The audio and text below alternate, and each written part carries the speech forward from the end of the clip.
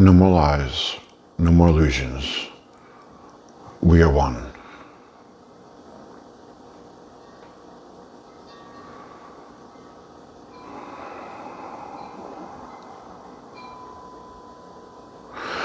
Greetings, brothers and sisters. We accept the vehicle that is before us. We place our seal upon its vehicle. And in the joining, let surrender be thwart. And through that joining, let God will shine. Today, we wish to discuss the new energy that is present and coming through. There has been much discussion on this energy in understanding this higher vibration.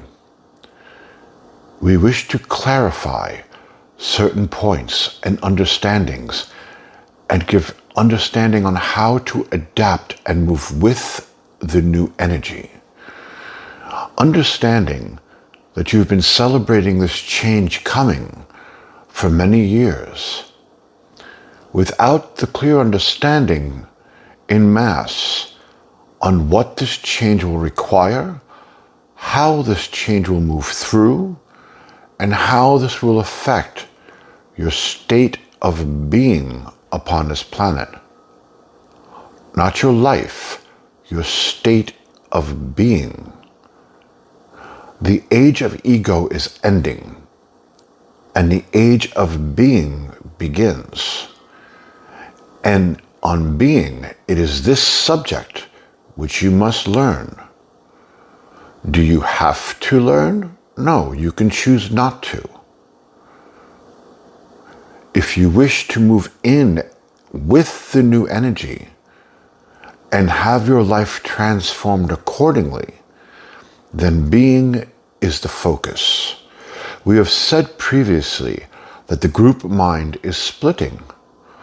Not everyone wishes this new energy.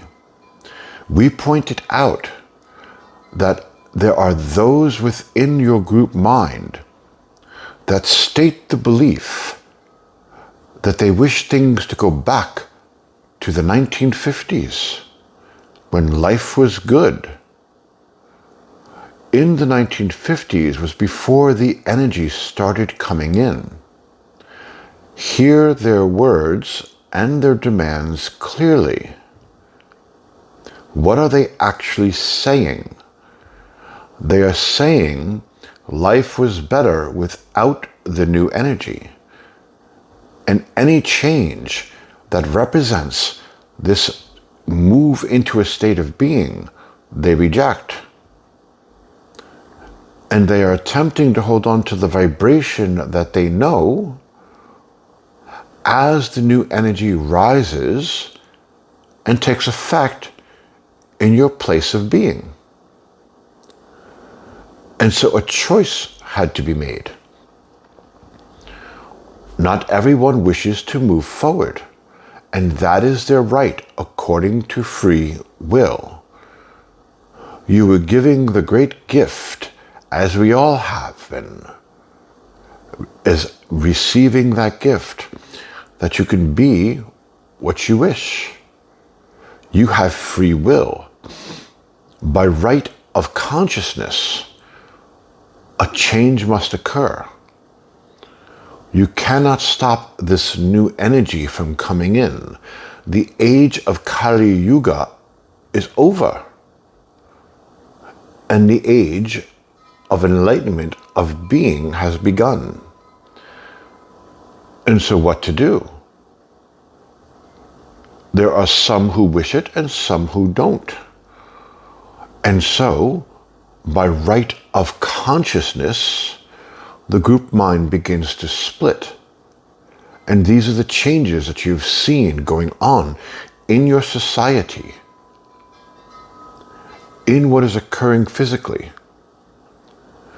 And one group will go one way, and the other group will go with the new energy and into a state of being.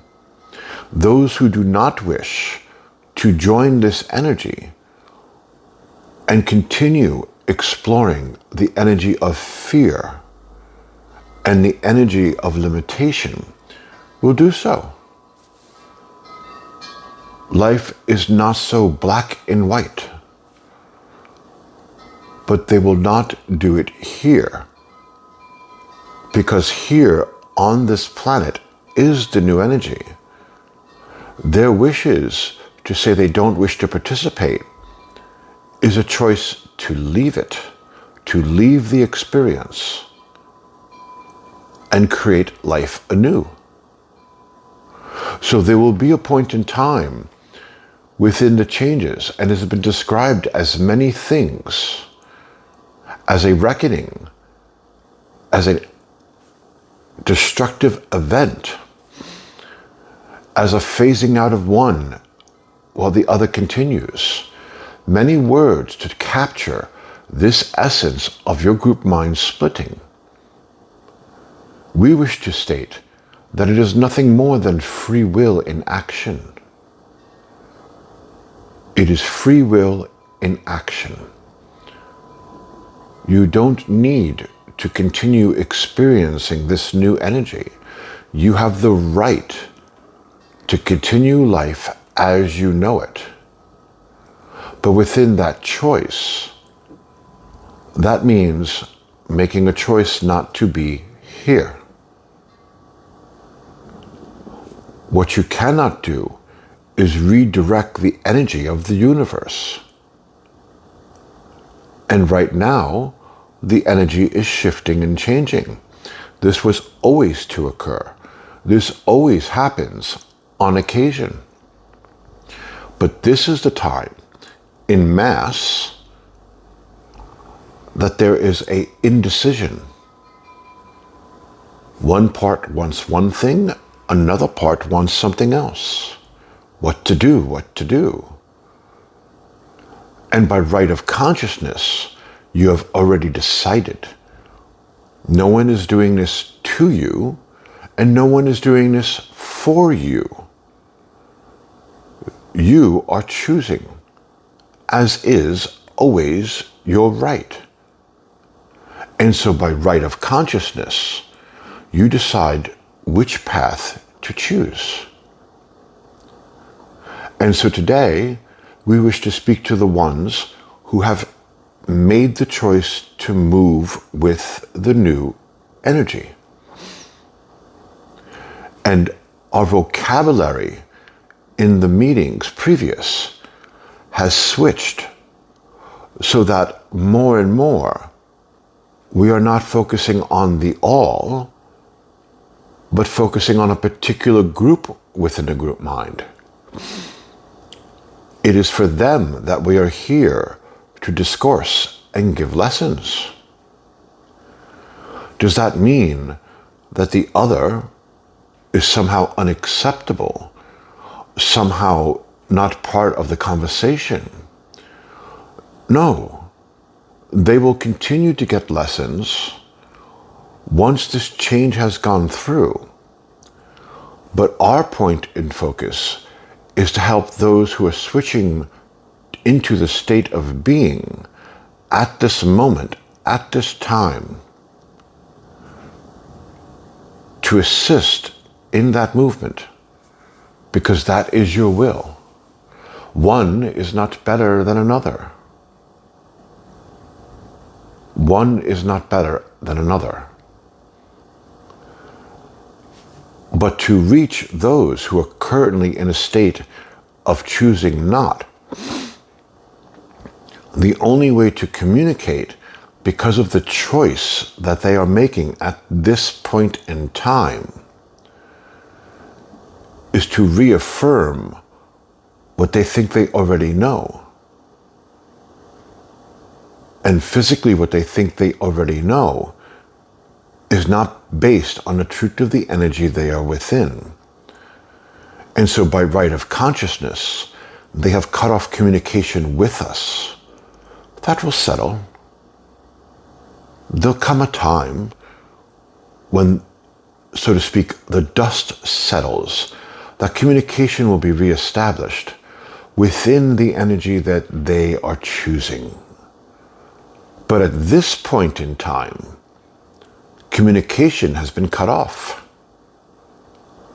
There is nothing to teach. There is nothing to demonstrate.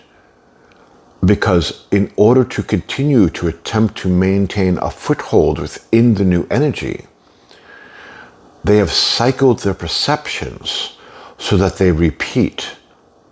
And any new information is seen as false. Because if they stop looking at what it is that they are looking at, they will see the change and understand the point. The point is not to see the change. The point is to deny the change. The point is to huddle in mass and generate the energy of what was and is passing away. And so how, for someone such as us, to go within that energy and attempt to contact them with the truth? They have cut you off. They are not open to the information. They are not open to change. To the point that anything that you say that leads to a clearer perspective, they cycle back into old beliefs and deny what it is that they see. So if they've cut you off, they've also cut us off.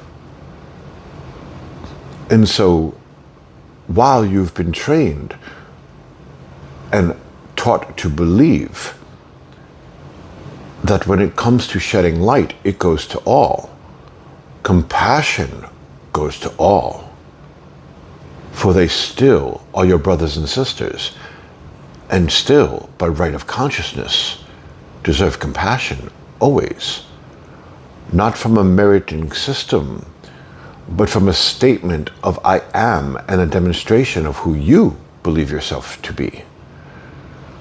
And so a compassion does flow through to them. But what does not at this point in time is demonstration.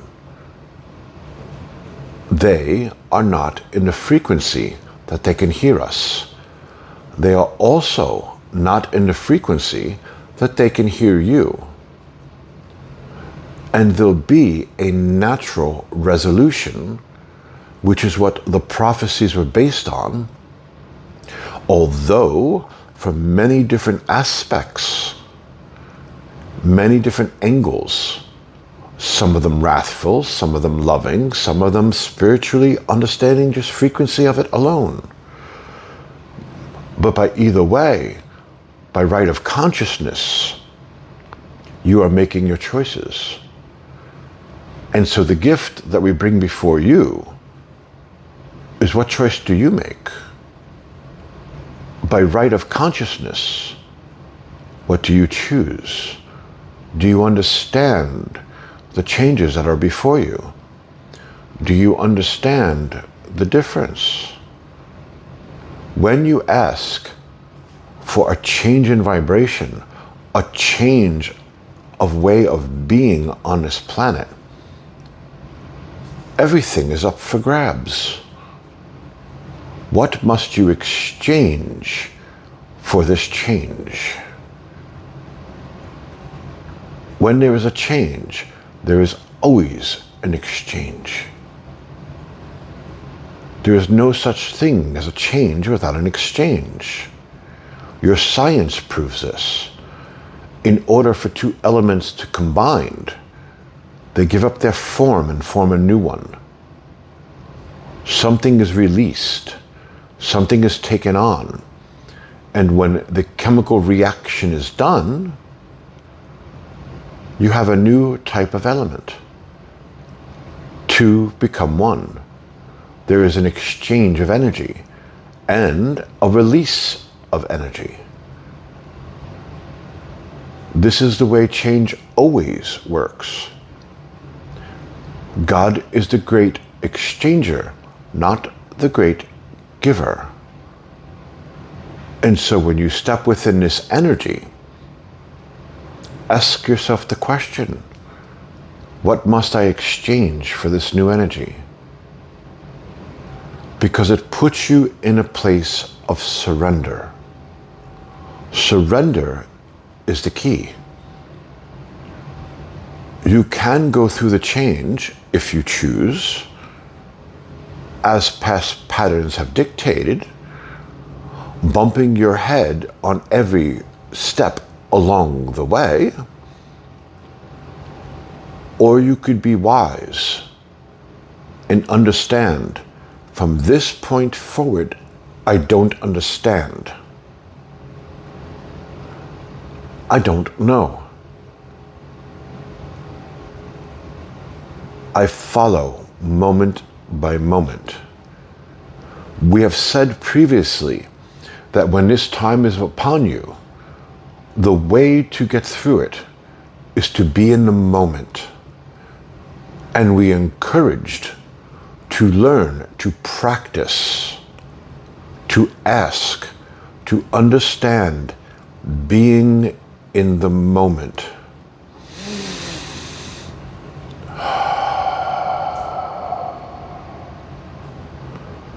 And to let the ideas of future and the trauma and drama of the past go. And to claim yourself, your statement of being, from being in the moment. If you have practiced, as we have suggested, you will find these changes easier. If not, roll up your sleeves. It's time to get to work. Or you can bump your way through the change and find it very disconcerting. By right of consciousness will be your experience. Not by divinity, not by spirituality, not by your training, and not by your claiming to be a light worker. By right of consciousness alone. A state of being recognizes no titles, recognizes no monetary achievements, does not see how many followers or likes you have. A state of being is simply that. Being without the material attachments. And within that grace is your higher self waiting. And this is the key. If the new energy is a state of being, then it is a requirement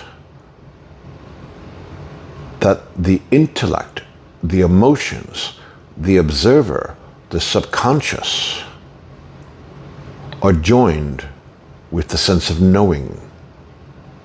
Because in the moment, that's when you hear its voice.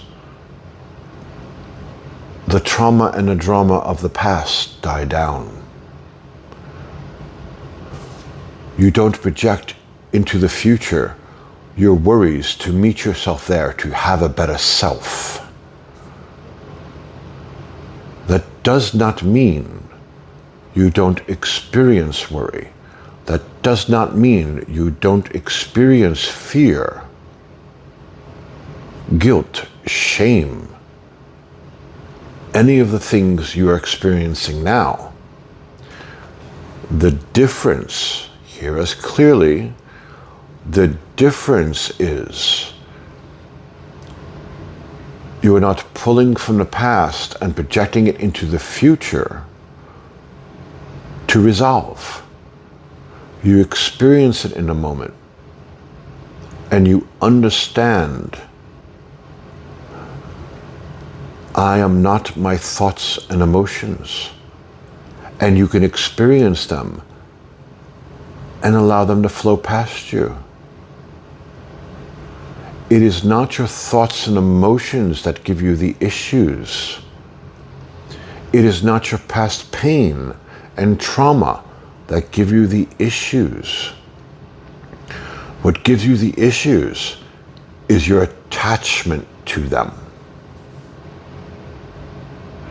Your obsession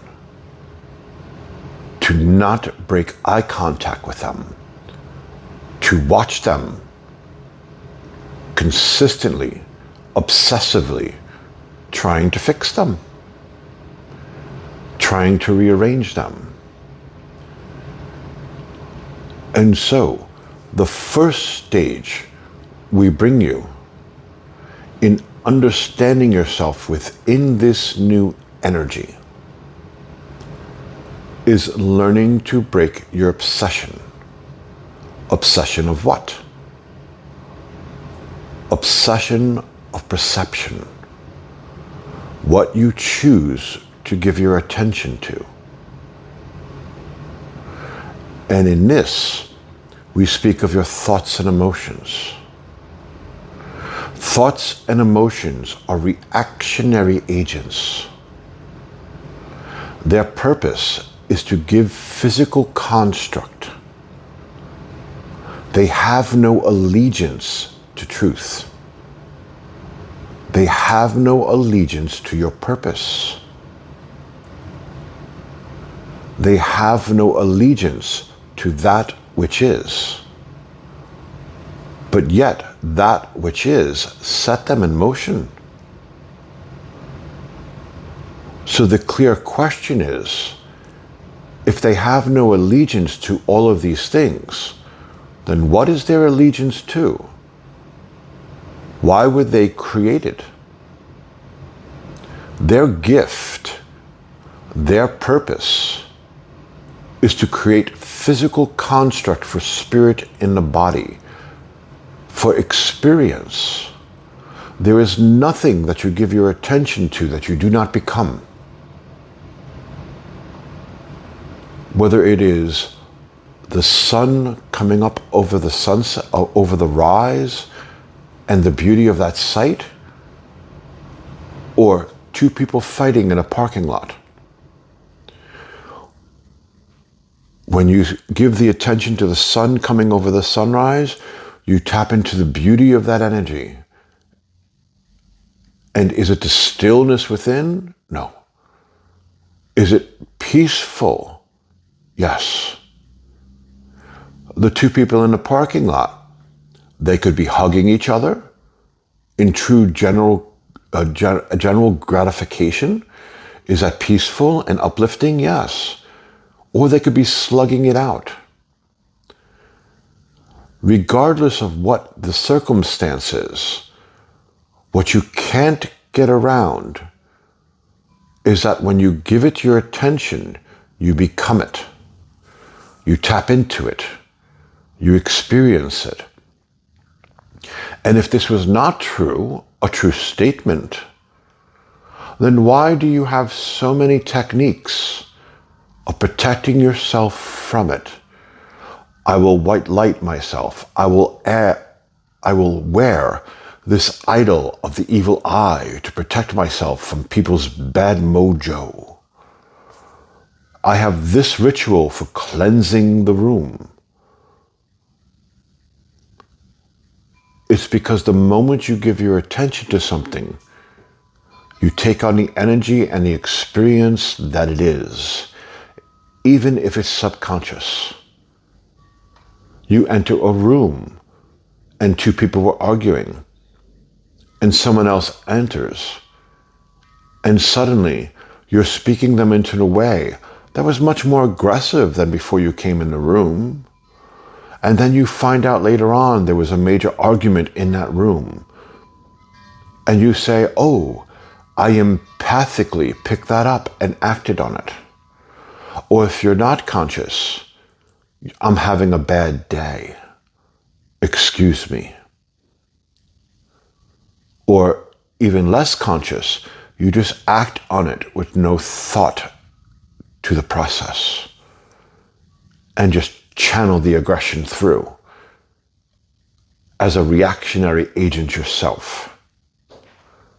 All of these possibilities, you believe in them, you see them, you claim them,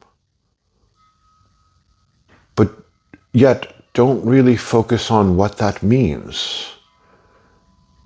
Everything you give your attention to, you become. And so, what is this obsession we speak of? The obsession is, if thoughts and emotions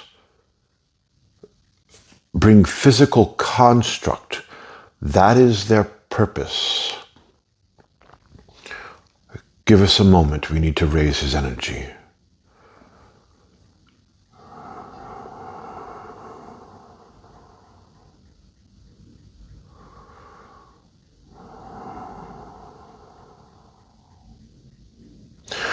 If that is the purpose of the thoughts and emotions, to give physical construct, then what does that mean?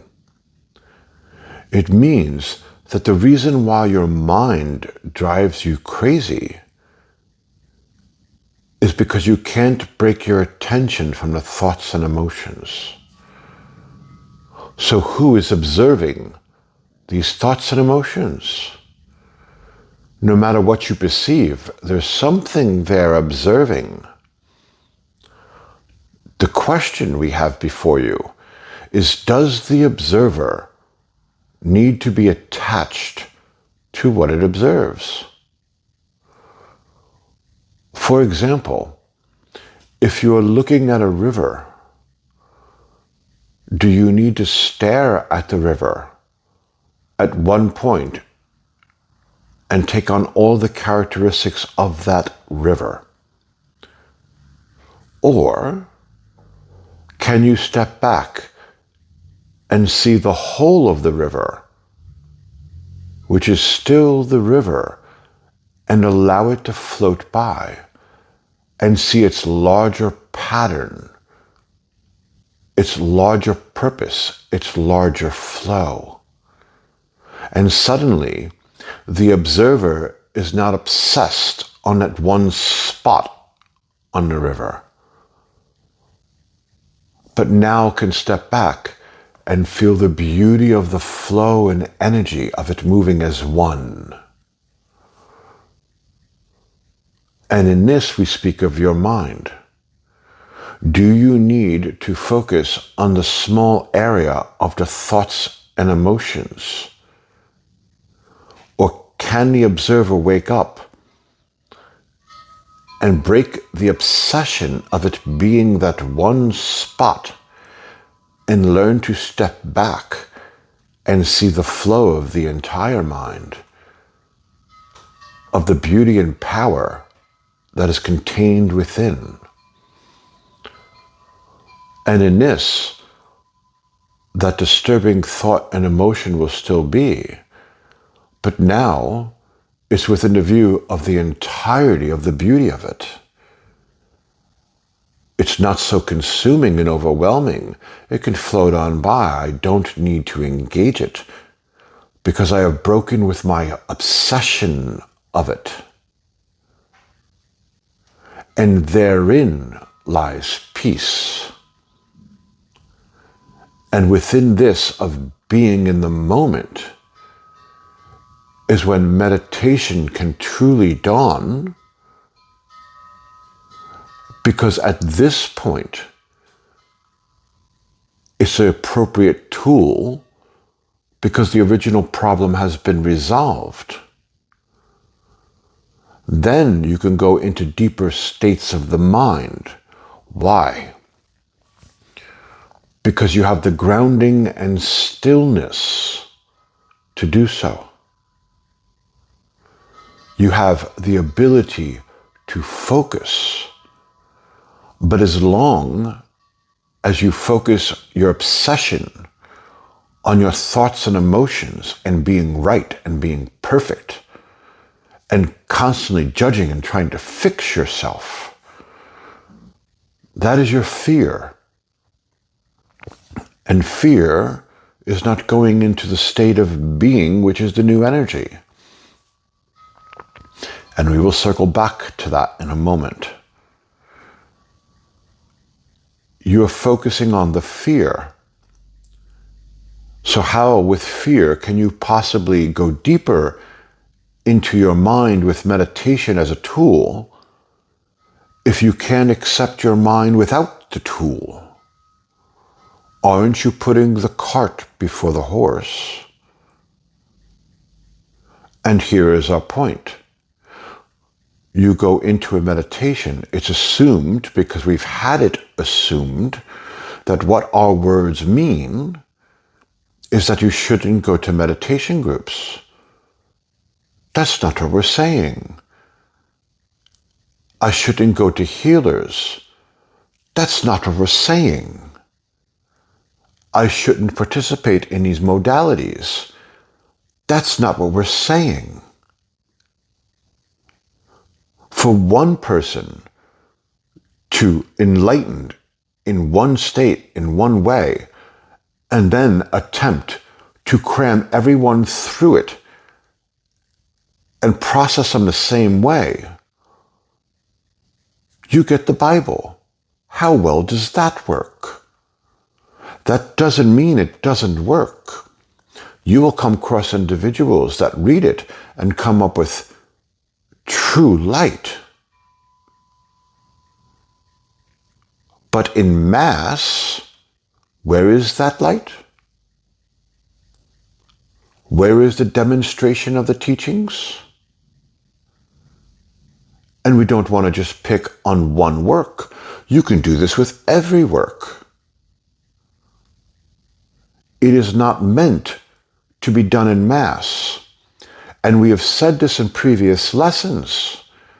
We give you a truth, and immediately you call in your brother and sister to justify it. We are not speaking to your brother and sister, we are speaking to you.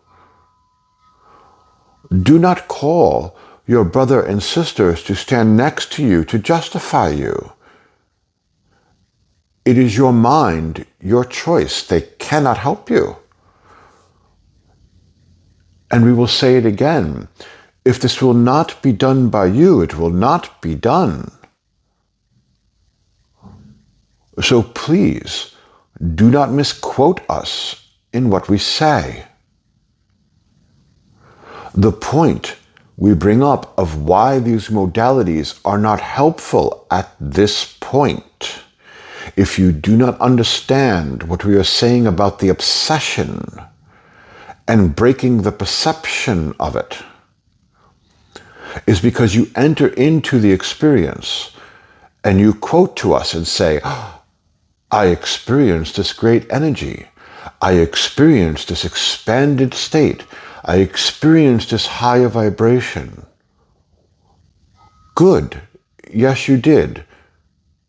Our question is what happened after? And in this, let us be clear.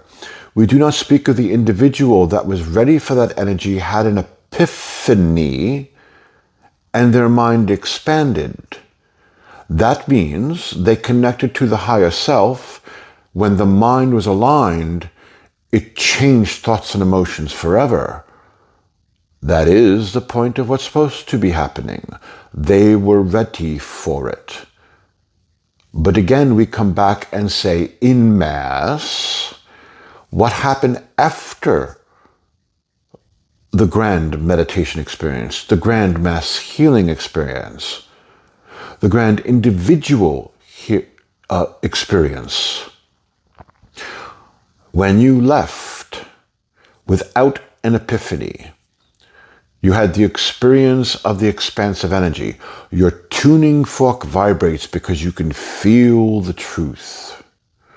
And so you go back to your life. And by the time you drive away, the energy starts lowering. And isn't it interesting? Suddenly, chaos erupts in your life. And you call this the healing process. It is not the healing process. Oh, I received more light, so therefore I see more darkness. So therefore I have to now integrate fancy word, integrate and heal that. And it's a never-ending process. There is no healer that makes the statement, I wonder what I'm going to do for work next month when trauma and drama ends. Because they know they'll always be busy. That doesn't mean they're taking advantage of someone. Our point is, you are trying to get somewhere, but walking on a treadmill. Recognize the treadmill and get off of it. It doesn't go anywhere. No matter how many times you look at it and it tells you how many miles you've walked, you've not gone anywhere. You're still walking in the same space. And this will take an adjustment. What are we offering you? A new way of being. But it counteracts everything I know. Everything I've built for my entire life. Yes, it does. And where is that sense of bravery that everyone has had up to the point before the energy came in of trekking up the supposed mountain to embrace the new age and enter the new energy? And now that the new energy is showing that what you were doing and what you see is not true, not as clear as it could be, suddenly you don't want to go anymore. This is not a fun trip. I expected to walk into the new age and be affirmed. I did not expect to walk into the new age and be unaffirmed. You are ending the age of ego and beginning the age of being. If you were already there, there would not be the required shift, because there'd be nothing to change. Change is the exchange. What did you think you would have to give up to have the change? Did you expect to hold everything that you value as a sense of identity and just move into being? Perhaps that might have been a little bit unrealistic. And maybe it's time for an adjustment of what you perceive. Or you can do this the known way, or as you would say, the hard way, and bang your head on every bump on the trail until you decide, okay, that's enough of that. If this will not be done by you, it will not be done. What will you do? Decide this is too hard and say, let me go back to fear because I'm comfortable with that? There is no right or wrong. It is your option. What would you choose? You don't have to be anywhere. You can choose what you want. What would you like? But it does not take away from the fact that your modalities need to change if you wish to understand this new energy of being. And so we offer a new modality, something for all of you to integrate and work on.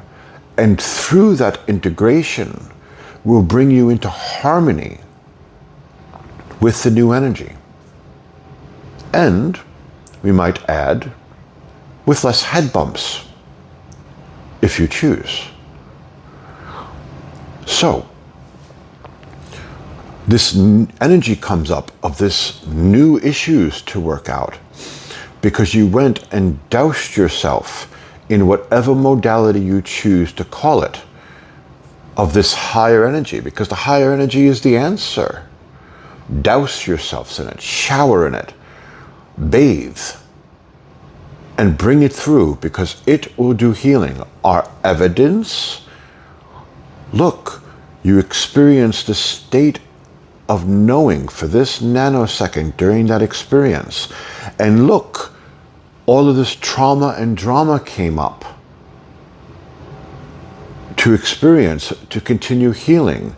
This is the healing modality. This is the healing way. And we say, no, it is not. You are on a treadmill because you keep having moments of this grace from dousing yourself. And then you have the trauma. And then that becomes settled. But you still don't have the knowing. You're still not in the moment. You still haven't broken your obsession of perception with your thoughts and emotions. And so you go back for a new experience. And you go through the cycle again. And you go through the cycle again. And you go through the cycle again. With the understanding and teaching that if you continue doing this, eventually the pot will run out and you'll have no more trauma and drama. And naturally, you will wake up and be whole. How many lifetimes has this been now? Can you give us a number? How many times have you gone round in this life? Have you gotten tired of the game yet? Is there a part of you uninterested? That perhaps it's best not to stir the pot, because constantly going around this traumatic cycle, it's actually easier not to. Has anyone reached that conclusion yet? And pulled away from the New Age community, pulled away from healing, pulled away from the process for a simpler life? Anyone? Show of hands. Anyone thought that before? Show of hands. Is anyone laughing at our words appropriately? Because you see the joke behind it? What if you've been perceiving it wrong? What if that's not what actually works? What if what you're doing is actually this? And so, you douse yourself with higher energy, through different modalities. And at that point, you leave. Are you the energetic frequency that you normally vibrate at? Let us say you normally vibrate at 64 megahertz. There's no truth to that. We're just using it as a metaphoric example before someone takes that and makes it a teaching. It's not meant to be. It's an example metaphorically. Let us say that you're at 64 megahertz and you go into a meditation that raises your vibration to 175. Oh, we apologize. You go into a meditation that brings you purpose to do inner shaman work, to be able to resequence your DNA, to be able to get you in contact with the Akashic records so you could see the truth and integrate. Nevertheless, however you dress up the experience, your frequency raises to 175 megahertz. Within that energy, you feel the truth of something. It's certainly not 65 megahertz. So you know something's going on. You feel more aware because it's a shared awareness experience being led by someone directing it. So chakras open up, the mind expands, you see more, It's more freeing. It's so much less constricting than the 65 megahertz. I could breathe. And you go through the experience of the modality. And then it ends. Now you must leave it. Go back to the parking lot, get in your car and go home. So are you at 65 megahertz? No. By right of consciousness, what are you? Well, if spirit comes through and speaks fancy words and says, hokey pokey, oni moni, holy baloney, you are blessed. And if you accept that energy, it is yours. So therefore, you are higher energy. Are you? We thought free will can't be changed. We thought God won't change free will. If God will not undo your will, because you are God's will making a decision in this very moment, how could God undo your will? How could God's will be anything less than free? It would be a contradiction in terms. How many times have you attempted to change people's wills in life and seemed to have some success for a while, but eventually comes a change back and they pick up right where they left off? You didn't change their will, perhaps influence their will, and their side of it was they wanted to meet your expectations because you were that important to them. But eventually, the will changes back to what it was. No matter how many times you attempt to stamp out something, a change on this planet, it always rebounds and goes where it was going anyway. And that which was pushing for the change to occur, according to their will, burns out. It's always the end results. It is about free will. So, at that point, how could anyone wave a stick, wave a book, say magic words, give blessings to change your will? They can't. If God won't change your will because you are God's will making a decision, then how can any energy come through and change your will? It can't. So based on that principle of energy, we go back to you at home. You agreed for the experience and the joining of the minds. But by right of consciousness, what energy and frequency are you? And again, not an epiphany in the experience. Epiphany is a connection to your higher self, which changes thoughts and emotions, which changes frequency instantly. But that didn't occur en masse. And so you go back home by right of consciousness. What is your actual frequency? 65 megahertz. But you are over vibrating. So what must the ego do? Because you are out of your harmonic thermostat. So by right of consciousness, what must your ego do? It must lower your frequency. It must put you back into frequency and vibration by right of consciousness. Sure, you may have seen the potential within the meditation. But what are you actually manifesting? 65 megahertz. So you must go back to 65 megahertz. So by right of consciousness, the ego steps in. Let's see what we have to pull from.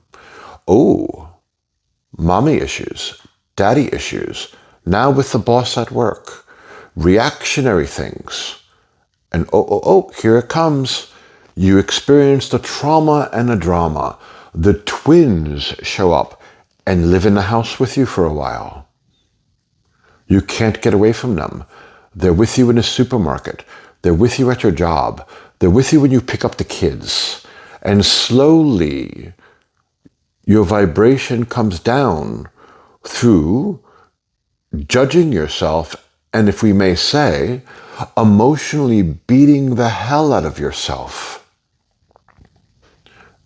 And why? For what purpose? Oh, wait, we thought this was from a healing effect. And so these are the new issues to work on. If you say so, are you sure? Do you understand their purpose? Their purpose is to do nothing but to lower your frequency again.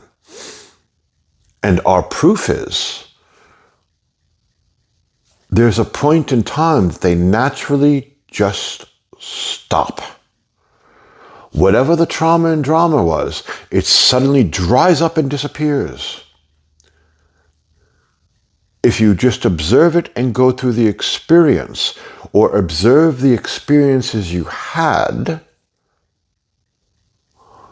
after a certain time, they just stop and everything seems to turn to normal. That doesn't mean you're not exhausted. That doesn't mean that emotionally you don't feel like you've been beat with a baseball bat and your aura is dented in 5 places. It doesn't mean any of that. But when the dust settles, somehow, coincidentally, you are back at 65 megahertz. Coincidence? We think not. It is not a coincidence. What it is right of consciousness. You're back where you started from. And you're back experiencing the feelings that you were. And you're back with your obsessions the way they were. And I feel like I need again. And so off we go to a new event and the process starts over again. And you might have a small epiphany here, a small epiphany there, and something slightly changes. Certainly. We're not meaning to say this in an absolute manner or deny your experience.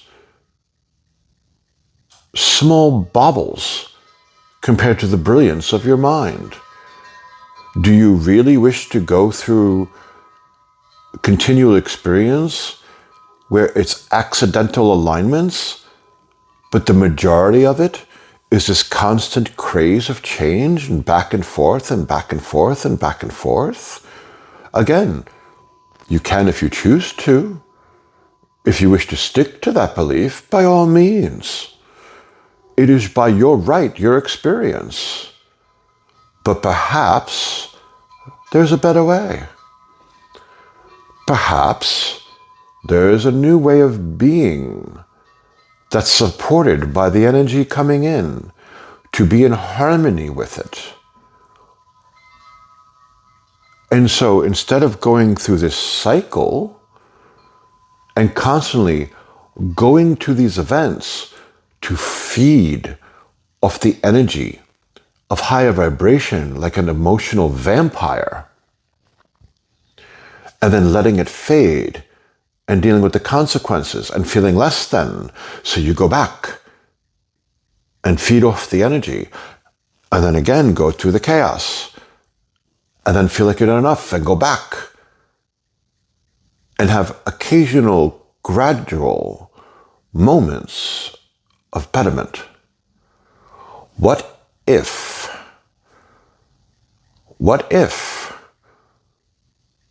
first you learned to sit in stillness, not to make any change? No change is required.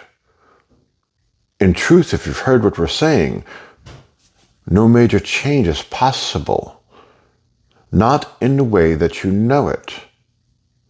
Because what we are talking about is understanding the whole of the mind. And why is this such an important statement? Because you're moving into the energy of being. And being is not possible without more of your mind.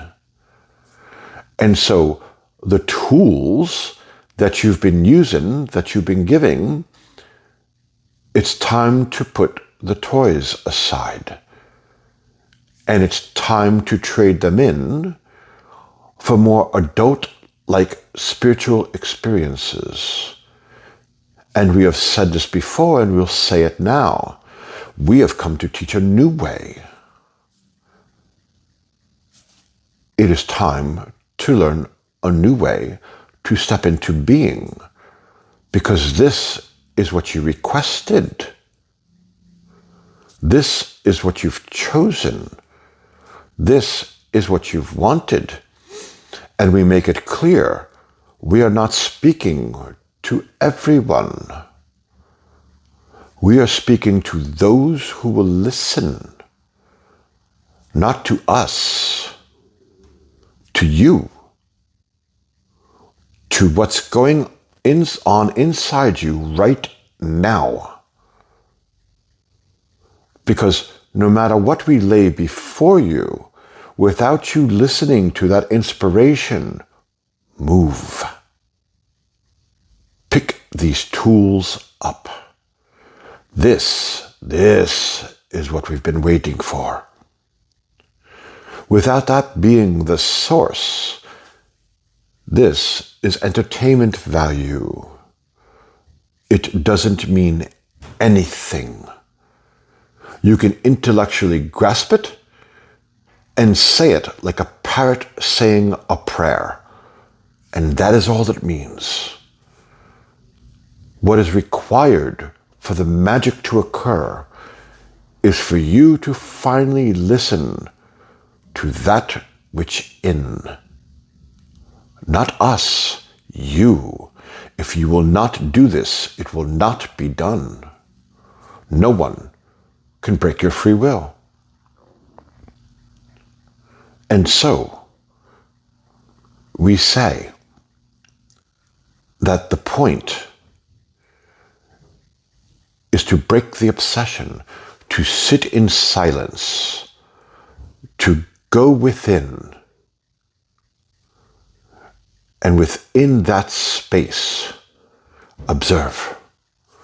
Don't try to change anything. Observe.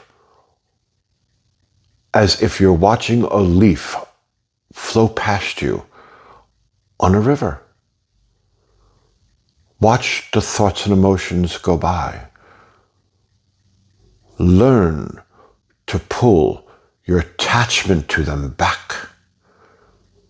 Instead of giving them your obsessive observations, give them your casual observations and just let them flow past. And come to the point when you have success with this, of the realization, I am not my thoughts and emotions. They react when I give my attention to something.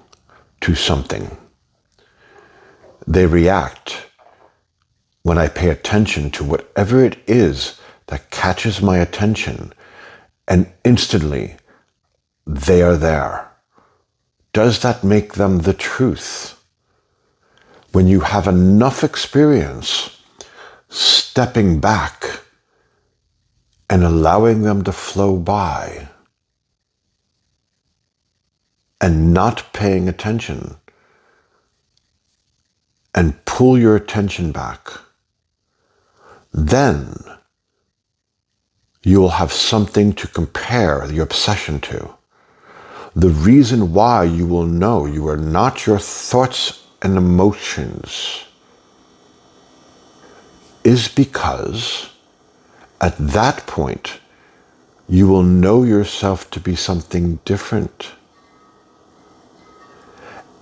And because there's something different, a difference within your own mind, when something catches your attention and the obsession begins, you will see the difference. But if your obsession is right here, there is no space to know anything but what you perceive. And what you perceive, you believe you are. So therefore, no options can come into play. Step back. And some may say, well, isn't this the point of meditation? And we will say, not in the way that you teach it. Because this is not done on a pillow. This is not done on a mountaintop. This is not done in a room with so many candles. It looks like it's a thing of beauty from a temple of the past, as in your movies. This is done while you're in the supermarket. This is done while you're driving. This is done when your kid disobeyed you and did not clean their room. This is done while you're at work. This is done while you have the difficult customer in front of you or on the phone. This is done while you're listening to our words. This is a waking meditation. This is an observational exercise.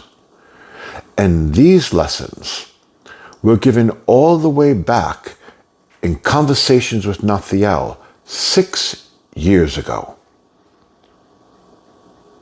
for people to learn, to prepare for this state of being.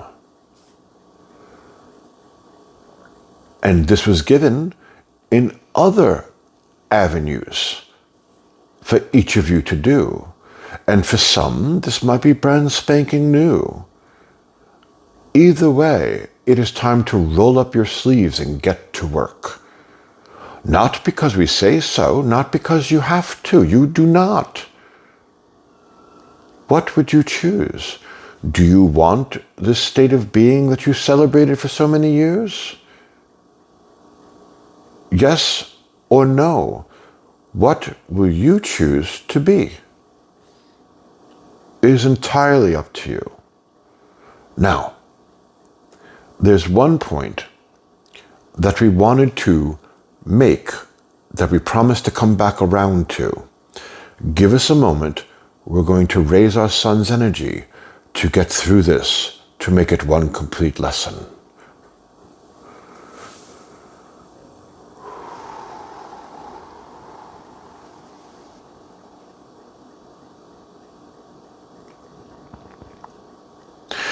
In this, we wish to speak of the energy dynamics of why we bring this lesson through and why we give it such importance. When it comes to karma and things naturally occurring, there's a certain time period where the action taking reaps the result. And that is a very base form of understanding karma. There are previous lessons to view at to understand the energy dynamics of it, to get a more broader, deeper perspective. But for the example, when the reason why a monk would not choose to take any low energy action is because of their higher vibration, they would get what you would call instant karma. More intense, they would experience it in energetic action within their field of energy immediately. Someone of a denser energy would take them a while to notice it before it became an issue. And they can continue with the pattern for years before it builds up enough of a charge to say, I can't do this anymore. I see the cause and the effect. So there's a difference of vibrations and a different level of manifestation speed because of right of consciousness. And by right of consciousness, the energy that they choose to hold. Here is an interesting dynamic for you. We go back to 65 megahertz. And we go back to the fact that the vibration on the planet, the energy coming in, is a higher frequency. So, let us just say the 65 megahertz was going to get a new job with great new benefits, a new social structure, a new ability for an apartment or a house in a new neighborhood that's much more well-to-do. They have much more access to more energy than where they're from. In job, in social skills, in living arrangements, a higher frequency. And so the 65 megahertz goes there asking for permission on the interview to gain access. They have not raised their frequency. They're going on the interview to be accepted for the frequency. In short, they're asking permission. And they get rejected. Push back because you don't belong here. Because you don't vibrate comfortably, intuitively, into something that I know should be in this building. So therefore, I don't want you in the building. Pretty simple dynamics. Most interviews is done by gut instinct. Qualifications, sure, but gut instinct comes into play. And so they get rejected. Now, instead, they're not going for the job, they're going to claim the job because they already see themselves as deserving of that frequency. They've already raised their frequency. And they go on a job interview and they have the skills. They had the skills at 65 megahertz. That wasn't a question. The question was belonging. And the person on the interview feels comfortable with their energy because it's familiar. It's within my range of tolerance of vibration. And so they naturally get pulled in. Simple dynamics of understanding manifestation and frequency. If you don't hold the frequency, you start having distortions. The distortions we spoke of is what we talked about with the process of being on a treadmill. If you're within a higher frequency and it creates distortions because you can't hold that frequency, in comes the thoughts and emotions to create trauma and drama to lower your frequency back to a comfortable level. Sure, it seems like you're going someplace. Look, I could see the dial on a treadmill saying how many miles I've done. You haven't moved space from where you are. It just seems like it, but you're walking in place. You're not actually going anywhere. You're back to 65 megahertz. New dynamic for you to consider. If the frequency that you're in is raising in vibration and you're still holding 65 megahertz, by right of consciousness, logically, according to what we've explained, wouldn't you start going through distortions simply going to the store and picking up a loaf of bread? You weren't trying to raise your vibration for a new experience. You were simply living within the one that you're comfortable with. But now that bread is 75 megahertz because it's within a higher frequency. It emanates that energy field. The earth is shaking, adjusting to that new energy field, which means its energy is becoming higher. So the things around you, like this phone, is holding a higher and higher vibration. But if I'm 65 megahertz, and this is now 85 megahertz, and I'm using it, would this not start creating natural distortions, bringing experiences through the screens to distort me, to automatically bring me back to 65, even though I'm at 65? It creates a short circuit. What it creates is constant trauma and drama, reactions. Does that explain what's going on in your society? Karma speeding up?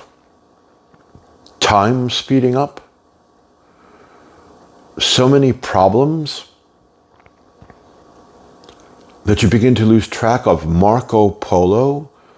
I don't know who I am, I don't know where I am, and I don't know what's happening, so I don't know how to relate, which brings to a sense of hopelessness, which then doubles the trauma and drama again. It is time to raise your vibrations by right of consciousness, to merge with this energy of being and raise with it. If you don't, you're going to continue seeing more and more distortions within your society that will eventually build to the point that it has no other discourse but to project. Someone has to be to blame for it. Who do we take this out on? And that will hold off for a different lesson.